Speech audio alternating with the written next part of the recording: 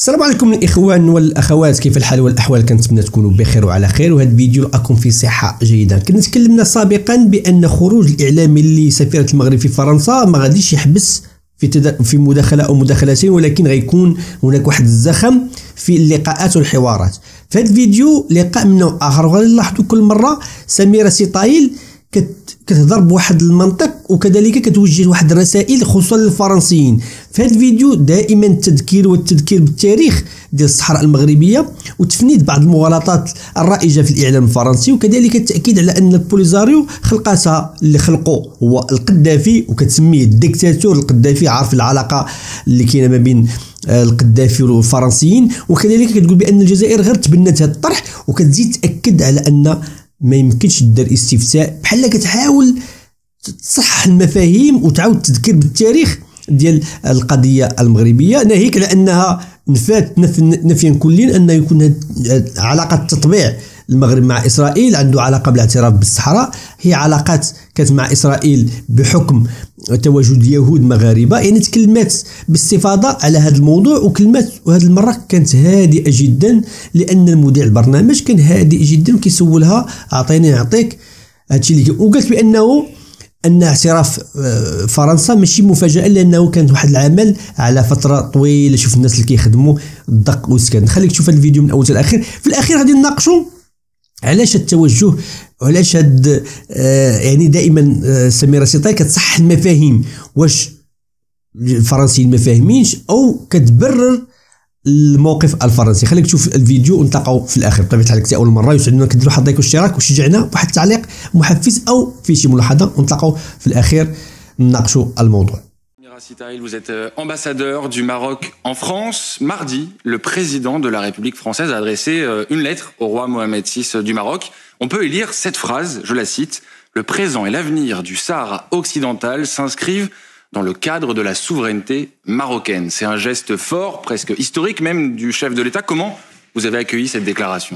Évidemment, Rabat ne peut que se réjouir de cette évolution significative de Paris. Je vous ai pas salué, Thomas Bonnet. Bonjour. Oui, bonjour, bien sûr. Ah oui. Alors, je vous disais que Rabat ne pouvait que se réjouir de cette évolution significative de la position de la France, en sachant que cette position ne vient pas du néant. Il y a un plan d'autonomie qui a été présenté par le Maroc depuis 2007, et la France soutient ce plan d'autonomie. Alors, ce qui est nouveau aujourd'hui, c'est qu'effectivement, ce soutien, cet appui de la France au plan, à la souveraineté du Maroc sur ses provinces du Sud, d'une part, et puis d'autre part, ce plan d'autonomie considéré dorénavant par la France comme étant la seule base pour le règlement du différend. Est-ce que vous vous y attendiez? Est-ce que c'est une surprise pour les autorités marocaines, cette prise de position?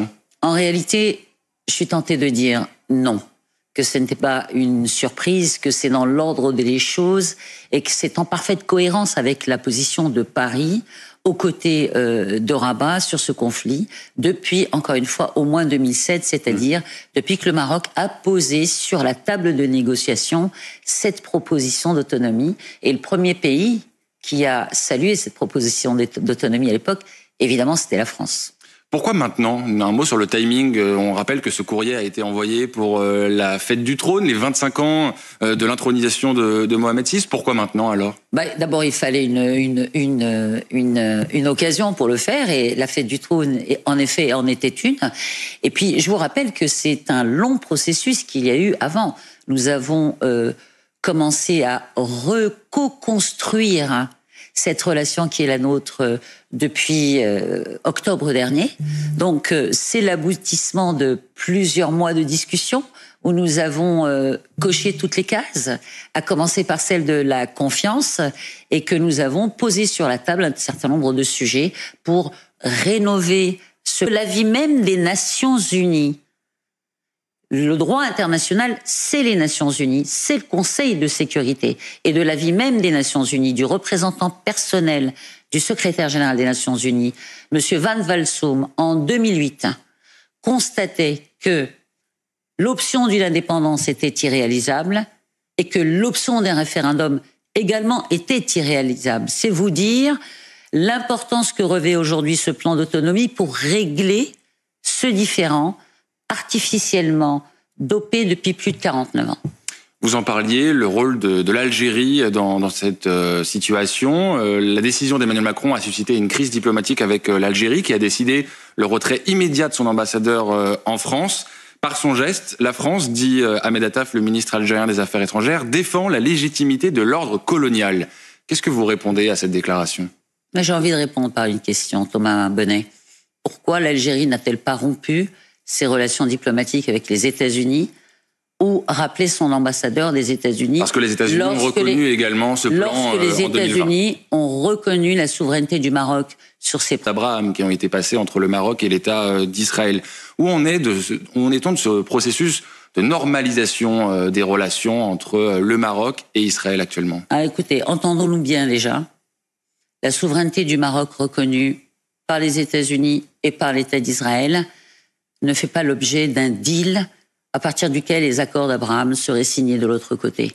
Le Maroc est un pays qui, bien avant les accords d'Abraham, avait déjà établi des relations avec Israël.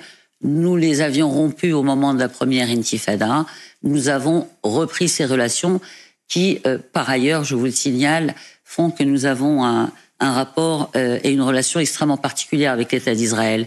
D'abord parce que nous avons 10% de la population israélienne qui est d'origine marocaine, ce qui n'est pas rien. Donc ce lien que nous entretenons, il est humain, il est identitaire et il ne tient pas d'un deal qui aurait été passé entre deux États. Ça, c'est une mise au point que je tenais à faire.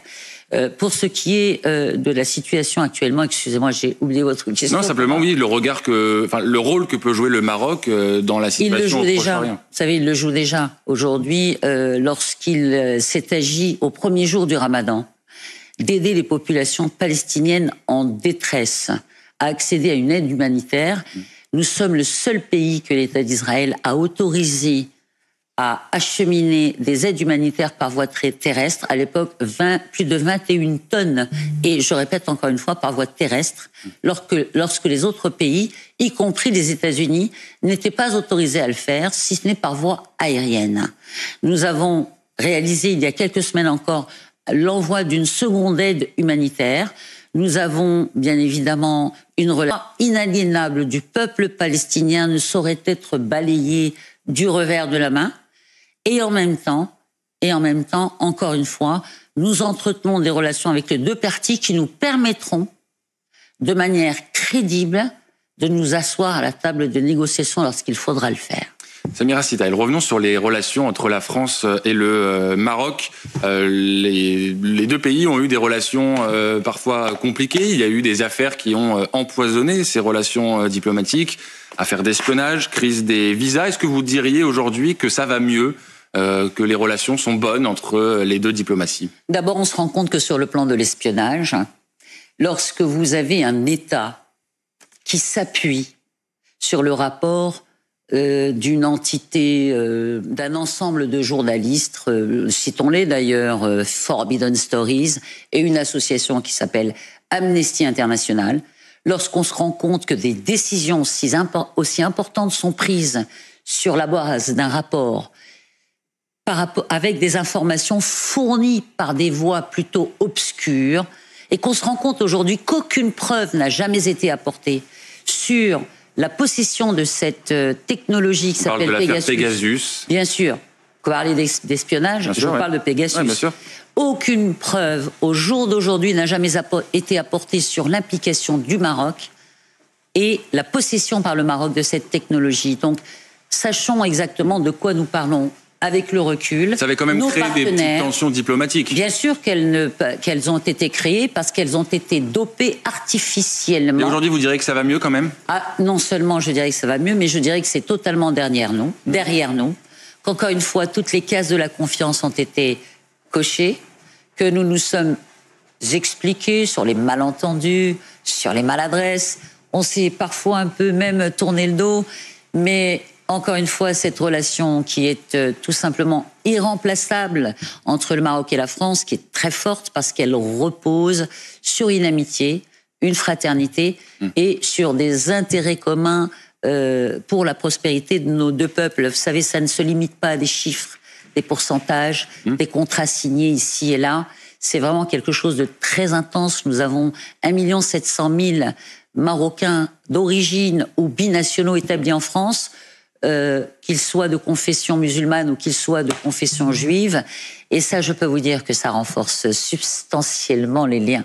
Justement, sur la question des visas et de la coopération entre la France et le Maroc sur la question migratoire, comment se passe cette coopération en ce moment? Alors écoutez, sur la coopération migratoire, nous avons par exemple, par rapport aux visas, à certaines catégories de visas, nous avons aujourd'hui la situation est totalement rétablie. Rappelez-vous, il y a eu un moment d'une crise des visas, ce qu'on appelle la crise des visas. La situation est aujourd'hui totalement rétablie. Alors évidemment, les consulats sont un peu débordés en France parce qu'ils sont noyés de demandes, mais avec mon homologue Christophe Lecourtier, j'ai bon espoir que tout ceci rentre dans l'ordre assez rapidement, et c'est déjà le cas. Sur la coopération migratoire, vous savez, il y a tout un tas de sujets extrêmement sensibles. Je ne vais pas revenir sur les chiffres, je dirais simplement que nous travaillons surtout, et pour ne pas caricaturer cette question, sur le démantèlement de tous ces réseaux qui font que des individus, souvent en détresse, qu'ils soient sur le territoire africain ou qu'ils soient un peu plus à l'est, se laissent leurrer par un rêve qui voudrait qu'ils viennent en Europe. Alors, nous avons un rôle très important au sud de l'Europe, sur le plan de la sécurité de l'Europe. Il n'y a pas que la question migratoire, il y a également les questions liées au terrorisme. Je résumerai ça très rapidement aux questions de sécurité. On arrive au bout de cette interview, allez-y. J'entends bien. Le fait est que la coopération est très importante, qu'elle se développe et que, encore une fois, elles sont basées sur un rapport de confiance très fort entre nos deux pays. Merci beaucoup, Samira Sitaï, l'ambassadeur du Maroc en France. C'était votre... يعني كما شفتوا الاخوان، رجع لكم الموضوع المهم وانتيا ممكن انك تجاوبني في التعاليق. هذا الخروج وهذا تصحيح المعلومات والمغالطات اللي كديرها سميرة سيطايل، واش هي تبرير للموقف الفرنسي بالنسبه للفرنسيين او فعلا تصحيح المفاهيم بالنسبه للفرنسيين، لان الفرنسيين كيسمعوا هذا الموضوع هذا وما عارفينش اشنو واقع. تفاعل معايا في هذا الموضوع، اشنو بان لك واش كتنتظر في مستقبل الايام ممكن التدخلات ديالها يكونوا من اي نوع؟ تفاعل معايا في هذا الموضوع. شكرا الناس كيديروا لك مثل الفيديو، اللقاء في فيديو اخر ان شاء الله. تهلاو.